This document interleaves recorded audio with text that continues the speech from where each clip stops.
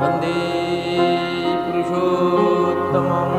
স্বরূপ যেটা প্রকাশ হয়নি, পৃথিবী এবং বায়ুমণ্ডলের বাইরে যা কিছু আছে। একদিন বলছিলেন, আমি যখন সূর্যের ভিতর দিয়ে আসছিলাম, সেখানকার অধিষ্ঠাত্রী দেবতারা আমার স্তুতি বন্দনা করছিল। আমার পৃথিবীতে যেতে ইচ্ছে করছিল, খুব ভালো লাগছিল আমার কাছে। আর সূর্যের ভিতরের অংশটা খুব ঠান্ডা।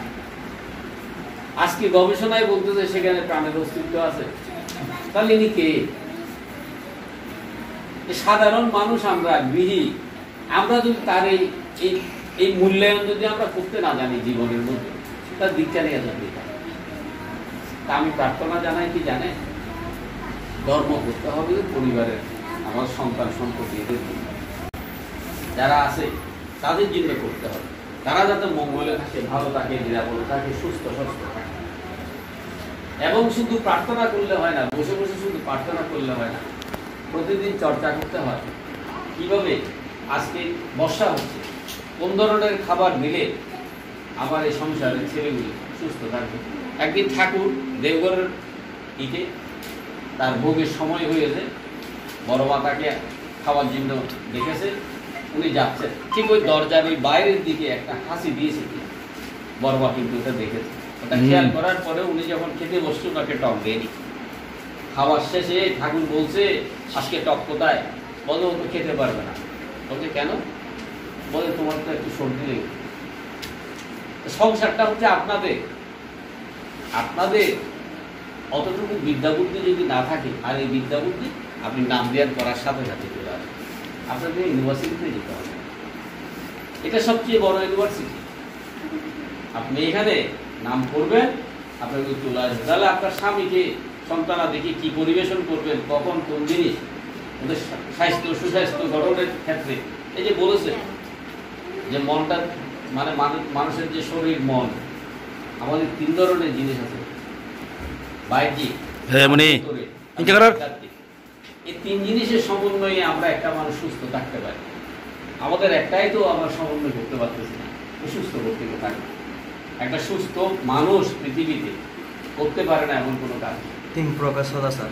হ্যাঁ, তাহলে আধ্যাত্মিক, শারীরিক এবং মানসিক তিন জিনিস, এই তিন জিনিসের সমন্বয় লাগবে। আর এটা একমাত্র পারবে ঘরের মধ্যে যারা মা। মার অর্থ হচ্ছে মেপে দেয়া, তিনি ছাড়া এটা সম্ভব নয়। তাই মেয়েদের শিক্ষা, মেয়েদের দীক্ষা, ছোটবেলা থেকে তাদেরকে দীক্ষা দিয়ে, শিক্ষা দিয়ে এগুলো শিখিয়ে এবং তৈরি করতে হয়। না হলে কিন্তু সংসারটা সুন্দর রাখা যায়। নিজের বাড়িতেও রাখা যায় না, সে পরের বাড়িতে যখন যাবে তখনও হবে না। তা আমরা সেই জায়গায় কিন্তু অন্ধ হয়ে গেছি।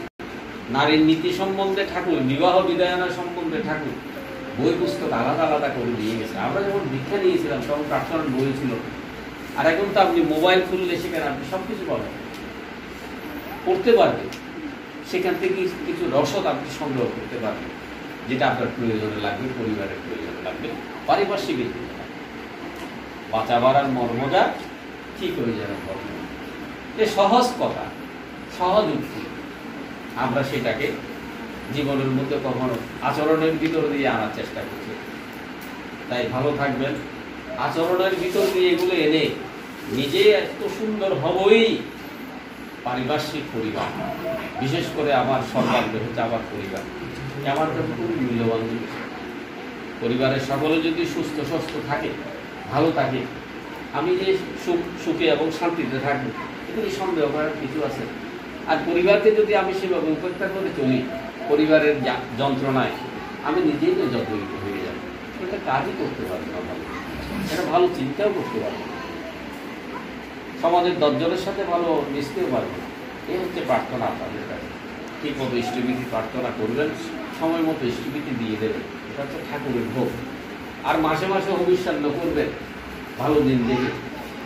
আপনারা ভালো থাকবেন, সুস্থ থাকবেন। আপনাদের জন্য ঠাকুরের চরণে প্রার্থনা জানাই।